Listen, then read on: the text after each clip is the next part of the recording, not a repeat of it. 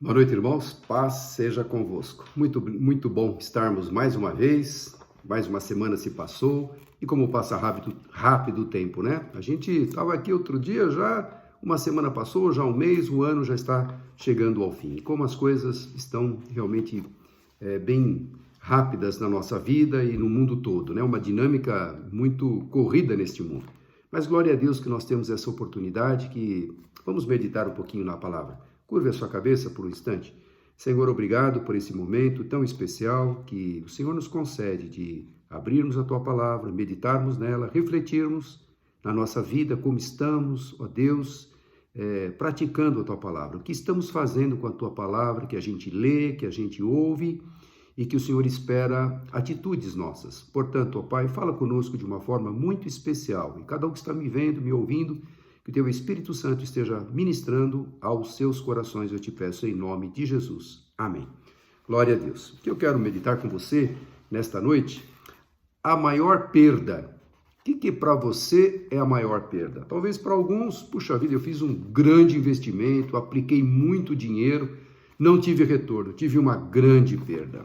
Qual é uma grande perda para você? Talvez o aluno, puxa, eu perdi o ano. Nossa, eu não estudei, eu não tive tempo, foi corrido, o serviço me ocupou muito tempo, eu não pude me dedicar aos estudos, então foi uma grande perda, perdi um ano de atraso, um ano de estudos.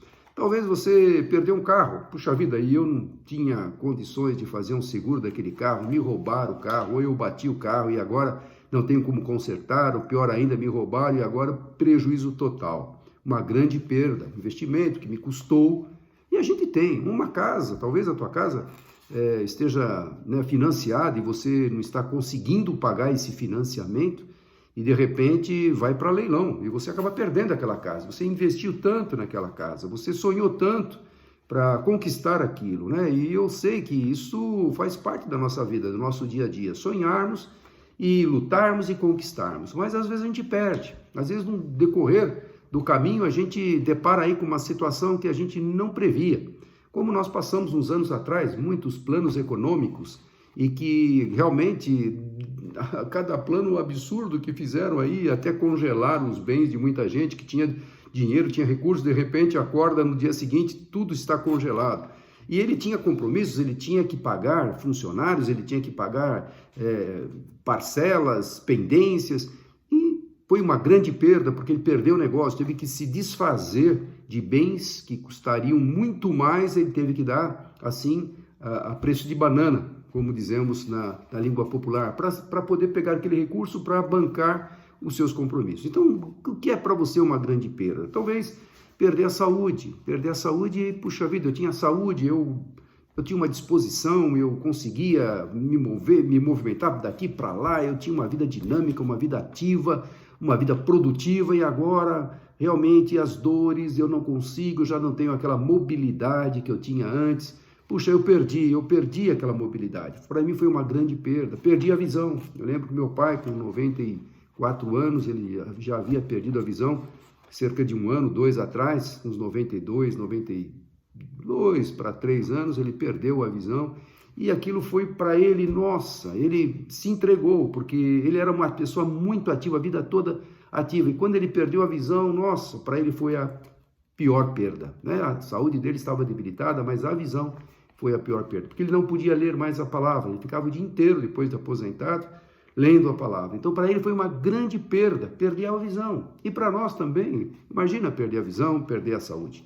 E perder um ente querido que a gente ama tanto, nesses momentos de luta que nós passamos, de pandemia, desses 2 anos atrás, a gente perdeu muita gente, né? Muitos colegas, muitos amigos e muitos parentes nós perdemos, uma grande perda, irreparável.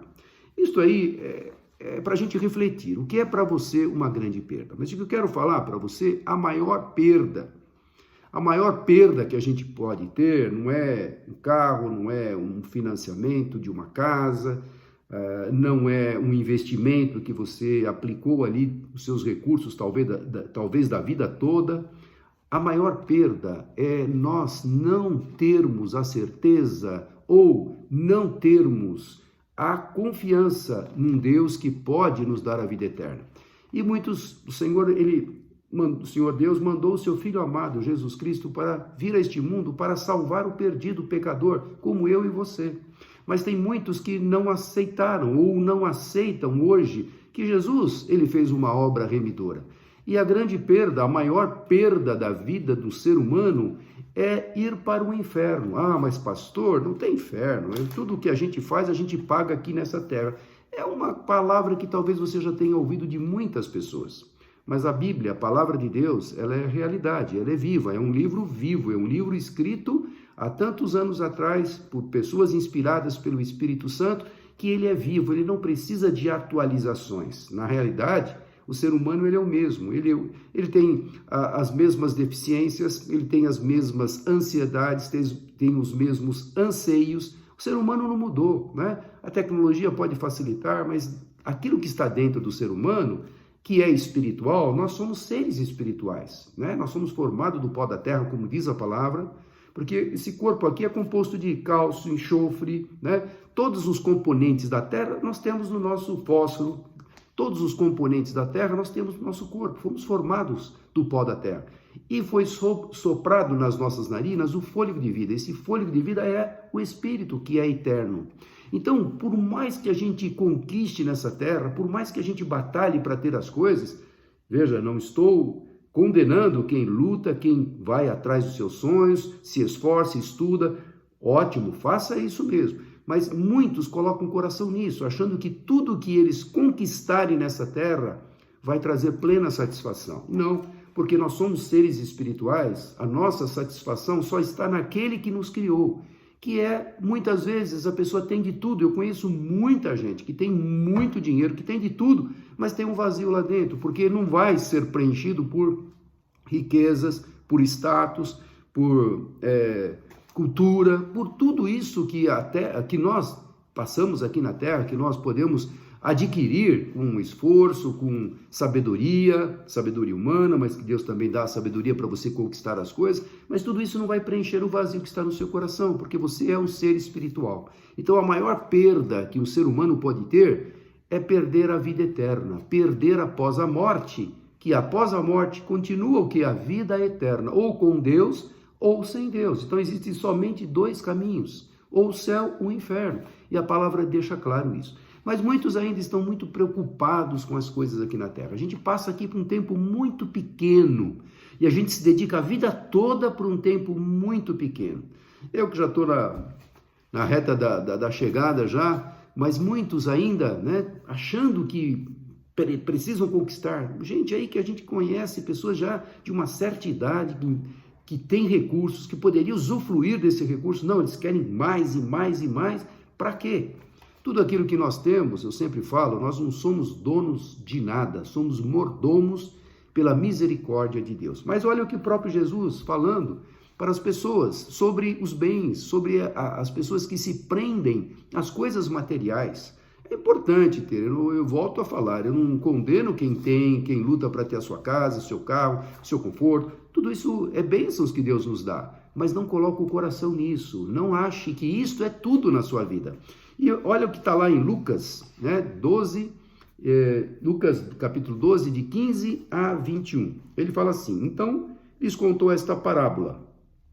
A terra de certo homem rico produziu muito. Ele pensou consigo mesmo: o que vou fazer? Não tenho onde armazenar minha colheita.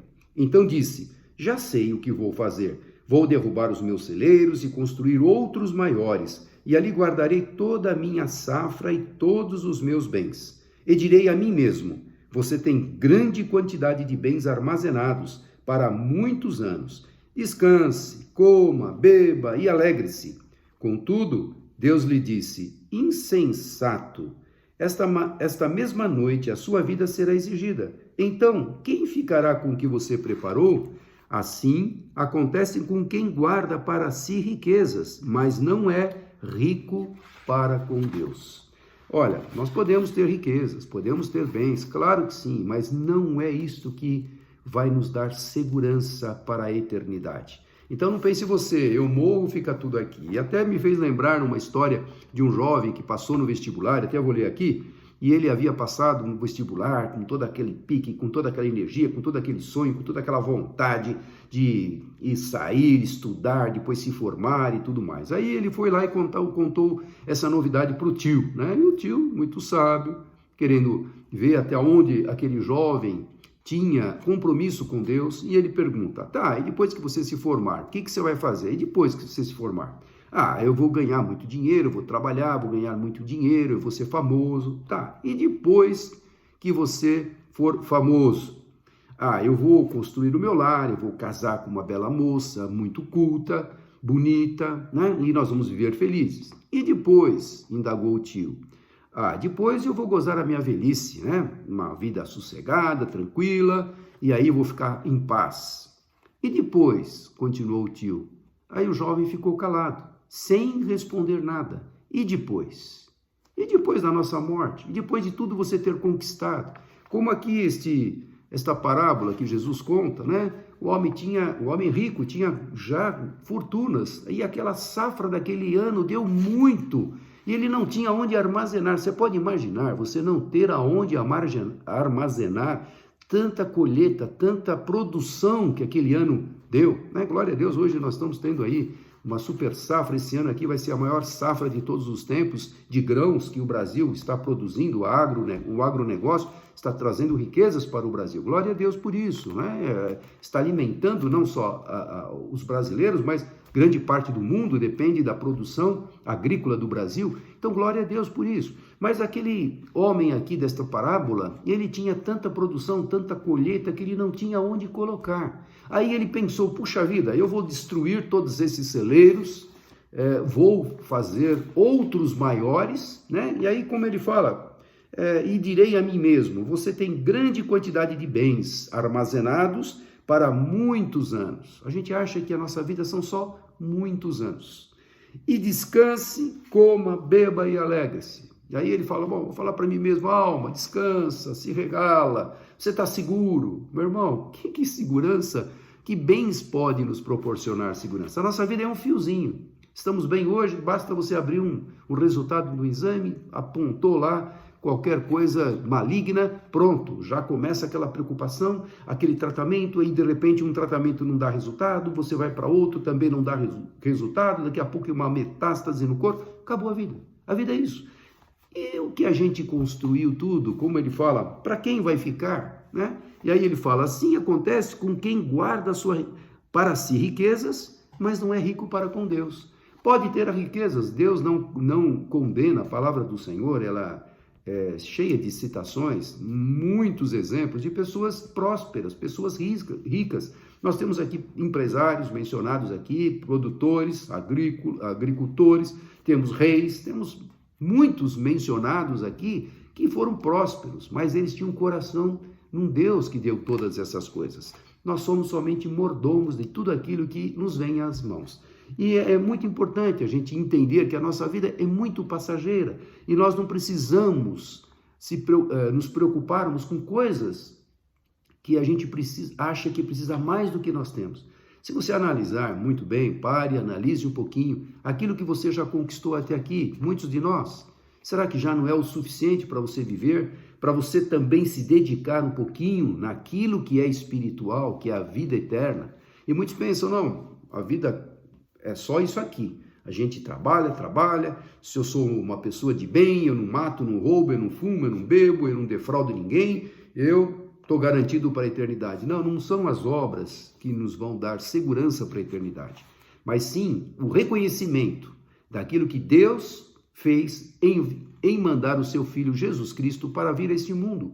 Ele veio buscar e salvar aquele que se havia perdido. Ele se entregou por nós naquela cruz. Ele levou sobre ele as nossas falhas, os nossos pecados, as nossas transgressões. E quando ele morreu, ele entregou o Espírito ao Pai. E depois ele desceu às regiões inferiores da terra, como diz a palavra. Ele tomou a chave da morte e do inferno. E ao terceiro dia ele ressuscitou. Esse corpo que ele teve ressurreto é um corpo que nós teremos na eternidade. É um corpo preparado para uma eternidade. Esse nosso corpo físico vive 80, 90, 100 e poucos anos, como alguns, neste mundo que você vê aí, que mais viveu, 100, 110, 112, 115, nós temos pessoas, mas chegam naquela condição, né? Uma condição bem precária, porque o corpo vai se desgastando, mas a eternidade não tem fim.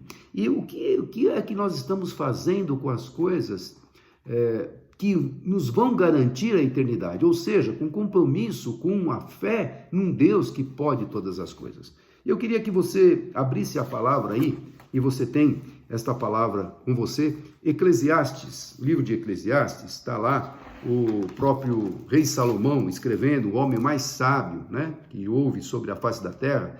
Somente Jesus foi o mais sábio que ele, mas esse rei, quando ele foi constituído rei, filho de Davi, ele orou a Deus e ele pediu sabedoria, porque ele viu como o reino do seu pai foi próspero, como seu pai teve sabedoria, como seu pai teve a direção de Deus para tomar as decisões. Então, um jovem que foi criado na corte poderia pedir, não, eu quero ser mais rico que o meu pai, eu quero conquistar mais do que meu pai conquistou. Não, ele pediu sabedoria para continuar liderando aquele povo de Israel como seu pai havia liderado. Seu pai foi uma pessoa muito amada pelo povo, muito responsável e muito temente a Deus. E a Bíblia fala que o Senhor Deus chamou ele um homem segundo o meu coração. Então olha a intimidade que ele tinha, o compromisso que Davi tinha. Então Salomão, quando viu isso, o reino do seu pai, e agora jovem ainda, cerca lá de 18, 19 anos, quando ele vai assumir um reino, ele fica preocupado e ele pede sabedoria. E Deus gostou desse pedido. Ele deu não só sabedoria, mas deu riqueza, deu poder, deu fama, tudo isso. Mas o principal pedido dele foi sabedoria. E esse mesmo rei Salomão, ele escreve lá no livro de Eclesiastes, capítulo 8, versículo 8, ele diz assim, nenhum homem há que tenha domínio sobre o espírito, para reter o espírito. Nenhum homem há poder que tenha poder para reter o espírito. Ou seja, olha, morte, não vem que não tem. Se você bater na minha porta, eu não vou aceitar. Não adianta falar que chegou a minha hora, porque eu não vou. Nós não podemos fazer isso. O dia da nossa partida, que nós não sabemos, qual dia será, mas Deus sabe o dia exato, a hora, o minuto e o segundo, mas aqui o homem mais sábio, dirigido por Deus, ele escreveu, olha, nenhum homem há que tenha domínio sobre o espírito, para reter o espírito, nem tem poder sobre o dia da morte, não tem poder sobre o dia da morte, não tem poder. Quando a morte chega. É para criança, para adolescente, para jovem, para homem, para mulher, para adultos, idosos, quando chegar o nosso dia, nós vamos partir. Então, por que não se preocupar com a maior perda que nós podemos ter de perder a nossa salvação, a vida eterna? A vida eterna não tem fim, é algo tremendo. Mas sabe por que as pessoas muitas vezes pensam que não existe céu, não existe inferno, tudo que a gente faz aqui, a gente paga aqui mesmo? Porque a gente vê tantas maldades, tantas pessoas cometendo maldades em cima de maldades e parece que nada acontece. Você vê as impunidades nos nossos dias, pessoas que cometeram roubos e defraudaram muita gente e hoje estão impunes, não tem acusação, não tem nada que possa impedi-los de continuar tendo aquela mesma vida. E a gente acha, puxa, a gente fica indignado, vale a pena então ser honesto? O honesto luta, se esforça para cumprir os seus compromissos, e aí você vê aquela pessoa que não está nem aí, que defrauda todo mundo, que dá calote em todo mundo, e que ainda se sai bem, que ainda é valorizada, que ainda está aí nas mídias. Então a gente fica indignado com isso. Então muitos, por causa dessas situações, acham que não, a gente vai... Não existe condenação eterna. Tudo que nós fazemos aqui, pagamos aqui mesmo. Mas olha o que está lá em Eclesiastes também, no capítulo 8 ainda, do 11 ao 13. O próprio rei Salomão ainda escrevendo sobre esta questão. Visto como se não executa logo juízo sobre a má obra, ou seja, você pode fazer o que quer, mata, rouba, defrauda, parece que nada acontece, isso parece que nada acontece, visto como se não executa logo o juízo, a justiça sobre a má obra, por isso o coração dos filhos dos homens está inteiramente disposto para praticar o mal. Já que não tem punição, vou praticar o mal, vou continuar praticando o mal. Aliás, Aquele que está na prisão, ele tem mais vantagens muitas vezes do que aquele trabalhador que acorda 5 da manhã, vai para sua labuta, volta às 8, 9 horas da noite, no outro dia a mesma coisa, luta para ganhar o seu saláriozinho, e muitos que estão presos têm mais mordomias do que o próprio o trabalhador. Então isso às vezes está no coração do homem, né? Já que não acontece nada, o coração dos homens está disposto a continuar fazendo a maldade. Mas aí versículo 12 continua: ainda que o pecador faça mal 100 vezes e os dias se lhe prolonguem, né? Ele acha que não tem problema nenhum. Eu sei com certeza que bem sucede aos que temem a Deus, aos que respeitam, aos que reverenciam a Deus, aos que temerem diante dele, aqueles que têm temor a Deus. Não é temor, é ter medo, é reverenciar, né? É saber valorizar o que Deus fez para você e para mim, mandando o seu Filho amado Jesus Cristo. E o versículo 13, ele conclui aqui: mas ao ímpio, o homem perverso, mas ao ímpio não irá bem, e ele não prolongará os seus dias, será como a sombra, visto que ele não teme diante de Deus. E a gente tem muitos exemplos hoje, no dia de hoje. Você vê muitos traficantes por aí, bandidos, assaltantes, que roubaram grandes fortunas e, né, também não se contentam com isso, eles já estão planejando outros assaltos, outros roubos. Daqui a pouco ele cruza aí com a polícia e há um tiroteio e ele acaba perecendo. Quantos morrem jovens ainda? Que pena! Nós temos pena dessas vidas, porque é uma grande perda a eternidade sem Deus. É a perda total. Esta é uma grande perda. É a maior perda que você pode imaginar, é você morrer sem a salvação, a sua alma perdida para todo sempre. Esta é a grande perda. E ainda no livro de Eclesiastes, capítulo 5, o mesmo rei Salomão, que teve a oportunidade de ter todas as coisas, pela sabedoria que ele teve, ele conseguiu, criou palácios, plantou vinhas, tinha cavalos, tinha casas, tinha tudo o que ele precisava, tinha relacionamentos comerciais com outros países, tinha muitas mulheres, ele tinha tudo o que o coração do homem deseja. E no livro de Eclesiastes, já idoso, ele faz uma análise de tudo aquilo, né? E ele vê que tudo aquilo é passageiro, tudo aquilo acaba, tudo aquilo não traz a satisfação que a gente acha. Quando a gente não tem, a gente acha, se eu tiver aquilo, eu vou ficar satisfeito. Aí você vai e consegue aquilo. Aí você percebe que não é. Eu quero aquele carro. Você compra o carro. Puxa, mas aí tem um carro melhor. Aí você luta para ter o carro melhor. Você compra o melhor. Não é bem isso. Aí você compra uma casa com muito luta, sacrifício, glória a Deus, conseguiu. Aí você fala, puxa vida, mas eu gostaria de morar em outro bairro. Aí nunca o homem vai estar satisfeito, porque as riquezas, os bens materiais não produzem para você, não preenche o vazio que nós somos seres espirituais. Um dia, ao partirmos dessa vida, nós vamos abrir os nossos olhos na eternidade, ou com Deus ou sem Deus. E talvez para muitos, né, que está me ouvindo, que não estão preocupados com a vida eterna, vai ser tarde demais. A grande perda, a perda total, não há mais como reverter essa situação. Enquanto nós estamos vivos, nós podemos decidir. Aliás, que bênção podermos decidir. Deus nos deu a liberdade, o livre-arbítrio. Eu faço o que eu quero. Claro que tem as consequências das minhas atitudes, daquilo que eu estou fazendo. E o Senhor nos alerta, né? Tudo que o homem semear, né, isto ele vai colher. A semeadura é voluntária, né? Mas a colheita é obrigatória. Aquilo que eu semeei, eu vou colher, com certeza. Mas o Senhor nos dá liberdade. E por que não aproveitar essa liberdade para reconhecer que existe uma eternidade? Se você não acredita, você quer pagar para ver, você quer apostar que não existe mesmo, e o dia quando partirmos, aí partirmos. E aí você vai ver, puxa, agora eu estou vendo que existe céu e inferno, e agora eu estou no inferno. E agora? Dá para voltar atrás? Não dá mais. Agora é uma perda total, a maior perda que você pode imaginar. Então, não é o que nós temos aqui, os bens, né? Como aquela parábola que nós lemos. Louco, esta noite te pedirão a tua alma, e o que tens, para quem ficar? Para quem vai ficar? Vai ficar para o meu filho. Tá, mas é a tua vida. E Deus? E você? O que tem para apresentar diante do Senhor Deus? A sua vida teve um pouco de preocupação em saber que eu tenho um Deus que está vendo e pode todas as coisas, tem um domínio, controle de todas as coisas, que a minha vida depende dele, o fôlego de vida depende dele? Se ele tirar o fôlego de vida, na mesma hora a gente cessa de respirar e nós partimos dessa vida. Olha o que fala então em Eclesiastes 5, de 13 a 15, o mesmo Rei Salomão escrevendo, de 13 a 15. Há mal que vi debaixo do sol e atrai enfermidades, as riquezas que os seus donos guardam para o próprio dano, porque as mesmas riquezas se perdem por qualquer má aventura, e havendo algum filho, nada ficará na sua mão.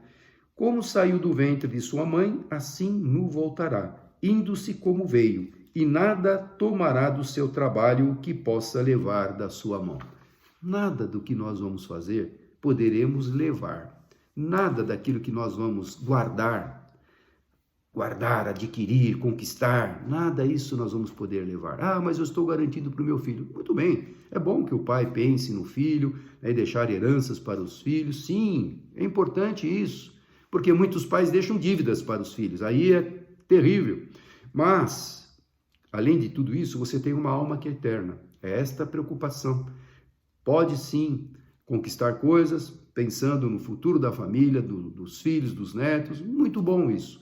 Mas pense também que você tem uma eternidade. E eles também têm a sua eternidade. E o maior legado que um pai pode deixar para um filho é o temor a Deus. É o conhecimento dos caminhos do Senhor. Ou seja, saber que o seu filho também tem compromisso com Deus, que o seu filho também está garantido na eternidade. Olha que tranquilidade para o pai. Ó, o pai que tem muita riqueza fala, não, eu posso partir a qualquer hora porque o meu filho está garantido. Tá, materialmente falando, tá. Mas ele está garantido na eternidade? Não, eu nunca me preocupei com a eternidade dele. Eu nunca fiz questão de levar o meu filho nos caminhos do Senhor. Então você não deixou nada. Não deixou nada de herança para o seu filho, deixou coisas passageiras, que um dia vai acabar também, um dia ele vai ficar velho também. E quando ele partir, como você vai, como eu e nós partiremos, o que nós teremos de eternidade? Que garantia teremos da eternidade se estivermos distantes do Senhor? Então, a maior perda é perder a vida eterna. Guarde isso na sua cabeça. A vida eterna, fechou os olhos nesta terra, ninguém pode, como nós lemos lá em Eclesiastes, ninguém tem o poder para reter o espírito, né? O espírito, quando sai do corpo, esse corpo é só uma casca, ele fica. Você já viu uma pessoa morta no velório? É uma casca, não tem mais vida, está frio, está gelado lá. Mas quando o espírito estava nele, ele tinha vida, ele pensava, ele raciocinava, ele falava, ele interagia, né? Ele olhava nos seus olhos, ele falava dos seus planos, falava dos seus feitos, ele tinha vida. Mas quando o espírito sai, você acha que acaba só aqui na terra? Só as coisas acabam aqui mesmo? Não, o espírito vai voltar a Deus para prestar contas. E vai prestar contas do que fez. E principalmente, se você teve compromisso com Deus, ou reconheceu que Deus existe e que Ele mandou o seu Filho amado, Jesus Cristo, para te salvar, para me salvar também.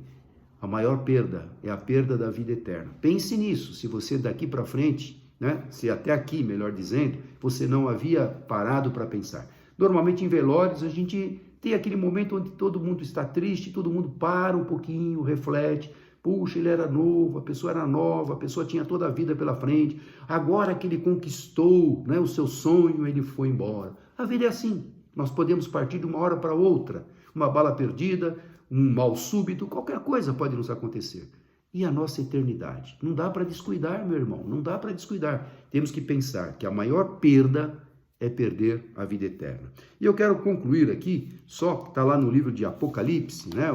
O apóstolo João, que teve aquela visão lá na ilha de Pátimos, ele escreveu sobre as coisas eternas, sobre novos céus, nova terra, sobre as coisas que estavam ainda para acontecer. Isto há 2000 anos atrás, quando ele escreveu este livro, há quase 2000 anos atrás, que hoje nós estamos vendo coisas acontecendo. Então, como será essas coisas? Então, lá o juízo final. Eu falei que todo o espírito volta a Deus para prestar contas. Vai ter um juízo, vai ter lá o juiz que vai julgar cada vida, cada ser humano no seu espírito, que é eterno. Então, olha lá, Apocalipse 20, de 11 a 15. Eu vou ler para você. Apocalipse 20, de 11 a 15. Depois vi um grande trono branco, e aquele que nele estava sentado. A terra e o céu fugiram da sua presença, e não se encontrou lugar para eles. Vi também os mortos, grandes e pequenos, em pé diante do trono, e livros foram abertos. Outro livro foi aberto, e o livro da vida. Os mortos foram julgados de acordo com o que tinham feito, segundo o que estava registrado nos livros. O mar entregou os mortos que nele havia, e a morte e o Hades entregaram os mortos que neles haviam. E cada um foi julgado de acordo com o que tinha feito. Então a morte e o Hades foram lançados no lago de fogo. O lago de fogo é a segunda morte. Aqueles cujos nomes não foram encontrados no livro da vida foram lançados no lago de fogo. Então, que coisa terrível, o lago de fogo. É eterna, a vida eterna sem Deus, sofrimento eterno. E você viu aqui que nesse julgamento os livros serão abertos. O que é isso, pastor? Os livros, tudo que você faz, cada dia, está registrado. É um banco de dados que a mente humana não dá para captar. Ah, mas tem um computador lá, um supercomputador. Não, é muito pouco o supercomputador. Tem lá um livro registrado de todos os seus feitos. Cada dia da sua vida está lá registrado. Seus pecados estão lá registrados. Porém, se nós pedirmos perdão, né, como diz lá 1 João 9, se confessarmos os nossos pecados, ele, Jesus, é fiel e justo para nos perdoar os pecados e nos purificar de toda injustiça. Quando a gente confessa os pecados, lá naquele livro é apagado o seu pecado. Dos seus pecados, diz a palavra do Senhor, não se lembrará mais. Mas aquele que não tem conhecimento que tudo está sendo registrado, nesse dia, os livros serão abertos. Vai ser lido lá. Carlos, olha aqui, ó. Você está distante, viveu uma vida desregrada, uma vida sem compromisso, uma vida sem se preocupar com a vida eterna, com a sua vida espiritual. Então, olha aqui, ó. Você está sendo condenado por isso, por aquilo outro. Ah, não tem um advogado? Não. Não tem advogado, não tem apelo nesse julgamento final. Então, aqui, os livros serão abertos. E aqui também tem uma outra condição. E o livro da vida também será aberto. O livro da vida é aquele cujo nome será escrito quando você, em sã consciência, em vida, aceitar Jesus como seu Senhor e Salvador. Reconhecer que Ele é o seu Senhor e é o seu Salvador. Quando você reconhece isto, o seu nome é escrito lá neste livro. E o seu nome escrito no livro não vai te jogar no lago de fogo e enxofre, que é a morte, a segunda morte, mas vai para a vida eterna, novos céus e nova terra, naquele lugar maravilhoso que Jesus foi preparar para nós. Então, há sim compromisso, há sim prestação de contas. E em tudo nessa vida nós temos que prestar contas. Você está lá no trabalho, você tem que prestar contas do seu trabalho. Você tem uma meta para cumprir, tem que prestar contas se cumpriu ou não aquela meta. Não é assim? Se você trabalha na área de vendas, você tem que prestar contas se você vendeu aquilo do mês. Se você está na área da produção, eu produzi aquilo que me foi dado para produzir ou não? Se eu não produzi, eu posso até perder o meu emprego, porque eu não fui uma pessoa produtiva, né? Uma pessoa que pude dar lucro para aquele que me empregou. Mas na vida eterna também, se nós produzirmos para o Senhor, se nós tivermos temor a Ele, se nós tivermos um relacionamento com Deus, conversarmos com Ele, orarmos, lermos a Sua palavra, praticarmos aquilo que Ele espera de cada um de nós, falarmos do grande amor de Deus para outras pessoas, isto tudo está sendo registrado. Isto tudo, a nossa vida torna-se preciosa aos olhos do Senhor, não porque somos por nós mesmos, mas porque o Senhor Jesus pagou um alto preço por nós, se entregando naquela cruz. Então não foi prata, não foi ouro que comprou a sua vida. Então há prestação de contas. E aí, lago de fogo e enxofre está reservado para aqueles que estão distantes, separados do Senhor Deus. E tem também o novo céu e nova terra. Eu falei que aqueles que hoje, em vida, têm uma postura, uma decisão de reconhecer que são falhos, que são pecadores, que precisam, né, de salvação, existe também uma recompensa. E às vezes a gente luta aqui por ser honesto, luta aqui por poder fazer o bem, por poder fazer as coisas que Deus espera de cada um de nós, e tem um alto preço, a gente é caluniado, ridicularizado, chacotas são lançadas contra nós, e a gente passa por muitas humilhações, muitas vezes, mas não importa. Estou aqui para cumprir aquilo que o Senhor Deus espera de mim. Então, tem uma recompensa, que é um novo céu e uma nova terra. Só um pedacinho desse lugar separado para nós, está lá em Apocalipse 21, de 1 a 8. Claro que você pode ler todo o livro, né? Mas presta atenção, capítulo 21 de Apocalipse, do versículo 1 ao 8. Então vi novos céus e nova terra, pois o primeiro céu e a primeira terra tinham passado, e o mar já não existe. Vi a cidade santa, a nova Jerusalém, que descia dos céus, da parte de Deus, preparado como noiva adornada para o seu marido. Ouvi uma forte voz que vinha do trono e dizia: agora o tabernáculo de Deus está com os homens, com os quais ele viverá. Eles serão os seus povos. O próprio Deus estará com eles e será o seu Deus. Olha que coisa linda. Ele enxugará dos seus olhos toda lágrima. Não haverá mais morte, nem tristeza, nem choro, nem dor, pois a antiga ordem já passou. Olha, você gostaria de viver num lugar desse? Onde não houvesse, mais lágrima nos olhos, não vai haver mais morte, nem tristeza, nem choro, nem dor, pois a antiga ordem, esse mundo aqui vai cessar. Essa terra vai ser consumida, vai ser destruída totalmente, mas um novo céu e uma nova terra está preparado para aqueles que fazem hoje a vontade de Deus aqui, nesta terra. Aquele que estava sentado no trono disse: estou fazendo novas todas as coisas. E acrescentou: escreva isto, pois essas palavras são verdadeiras e dignas de confiança. E aí ele continua no versículo 6. Disse-me ainda: está feito. Eu sou o Alfa e o Ômega, as letras do alfabeto, o princípio e o fim. A quem tiver sede darei de beber gratuitamente da fonte da água da vida. O vencedor herdará tudo isto, e eu serei o seu Deus, e ele será meu filho. Mas os covardes, os incrédulos, os depravados, os assassinos, os que cometem imoralidade sexual, os que praticam feitiçaria, os idólatras e todos os mentirosos, o lugar deles será o lago de fogo que arde com enxofre. Esta é a segunda morte. Há uma escolha.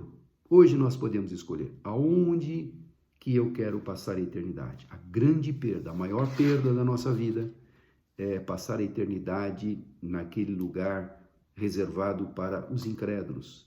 O lago de fogo e enxofre. Sabe o que é o lago de fogo e enxofre? Você já se queimou alguma vez? Já colocou a mão no fogo por descuido, né? Você está lá cozinhando, as mulheres costumam muito se queimar, e eu também já me queimei tantas vezes, você não percebe que o fogo está ligado, daqui a pouco você, nossa, queimou a mão. Pense assim, aquela dor de queimar o corpo, Só que essa dor eternamente. Mas não só a mão que você queima no fogão, o corpo todo, no lago de fogo e enxofre, ardendo a mesma dor, seria para a eternidade. Você aguentaria isso? Você prefere isso? Ou você acha que isso não existe? É uma aposta que você quer fazer. Eu creio e sei que existe, porque a palavra de Deus, que é viva, que é eficaz, ela me revela isso. Me alerta para que eu não vá e não deixe que você vá também, que você possa crer nessa palavra, mas que você esteja nesse lindo lugar, que não vai haver morte, nem choro, nem tristeza, toda lágrima vai ser enxugada, e nós vamos ter diariamente a presença do Senhor Deus conosco. Ele vai nos reinar para todo sempre. Então eu prefiro este lugar de paz e harmonia do que o lago de fogo e enxofre. Mas é uma escolha. E eu sei que você, como uma pessoa sábia, saberá escolher. E se por acaso ainda não reconheceu que Jesus é o teu Senhor e Salvador, esse é o momento. Peça perdão dos seus pecados. Não a mim, não a qualquer líder religioso, mas a Deus. Senhor, eu pequei, eu fiz isso. Abre. Oração é bater um papo com Deus. Apresente para Ele todos os seus pecados. Peça perdão. Ele vai, se for de coração, Ele vai te perdoar. E aí você fala assim: Senhor, agora que eu estou perdoado, porque eu reconheço que eu precisava desse perdão, entra no meu coração. Habita aqui, faça morada. E Ele vai fazer isso. Olha como Deus é maravilhoso. Ele vai entrar no seu coração. Vai trazer uma alegria, uma paz imensa. Senhor, agora escreve meu nome naquele livro, um livro lá da vida, que um dia eu sei que meu nome vai estar escrito lá, porque o Senhor vai ler e eu vou ter a eternidade garantida. E Ele vai escrever. Simples assim. Esse é o passaporte para ir para uma vida eterna. E permanecer naturalmente nos caminhos do Senhor. Não é só fazer essa oração e cair no mundo de novo, fazendo os mesmos erros. Não, mudar a vida. O Senhor quer isso. Passe a ter uma intimidade com Deus, frequente uma igreja, se alimente da palavra, leia a palavra, louve o Senhor, tenha uma vida abençoada e o Senhor vai te guardar, vai te proteger. Então, vale a pena, te conto isso, vale muito a pena saber que a maior perda é a vida eterna não ser, não estar na presença de Deus, a vida eterna sem Deus. Então, vamos tomar essa atitude hoje, se necessário, se você ainda não tomou. Amém? Curva a sua cabeça, vamos agradecer a Deus por esse tempo, por esse momento. Pai, muito obrigado por esta palavra, uma palavra tão conhecida, Senhor, mas uma palavra que nos toca, porque o Senhor nos alerta cada dia o Senhor nos alerta, cada dia o Senhor revela para nós coisas que estão aqui nesta palavra, que podem nos ajudar, que podem nos alertar. Então, Senhor, dá-nos sabedoria para tomarmos as decisões. Aquele que está me ouvindo, se porventura houvermos pessoas que estão distantes dos teus caminhos, um dia frequentaram a tua palavra, praticaram a tua palavra, frequentaram uma igreja, estavam firmes nos teus caminhos, mas que hoje talvez estejam longe dos teus caminhos. Senhor, que essas pessoas possam ter, ó Deus, a sensibilidade do teu Espírito Santo tocando agora em seus corações para tomarem a atitude que agora em vida nós podemos fazer. É renunciar todos os pecados, todas as coisas erradas, pedir perdão, convidar ao Senhor para entrar no coração e passar a viver uma vida de acordo com aquilo que o Senhor espera de cada um de nós. Te agradecemos porque o Senhor pagou um alto preço por nós. A nossa vida tornou-se preciosa porque o Senhor morreu por nós, não porque nós merecíamos. Porque diz a tua palavra que Deus prova o seu amor para conosco, em que Cristo Jesus morreu por nós, sendo nós ainda pecadores. Então, ó Deus, que grande amor Deus Pai teve em mandar o seu Filho. Obrigado, Deus, porque nós temos esta oportunidade de reconciliarmos com o Senhor ou permanecermos fiéis nos teus caminhos, sabendo que a recompensa certamente virá. E muito obrigado por tudo que o Senhor tem feito até aqui. Te agradecemos em nome de Jesus. Amém. Glória a Deus. Que Deus te abençoe. Tenha uma semana abençoada, uma semana feliz, uma semana de paz. Amém? Receba a bênção agora. Que a graça de nosso Senhor e Salvador Jesus Cristo, o amor de Deus Pai, a doce comunhão e consolação do poder do Espírito Santo de Deus esteja sobre todos vós, hoje e para todo sempre. Amém. Dá um abraço bem gostoso em alguém aí. Deus te abençoe. Boa semana.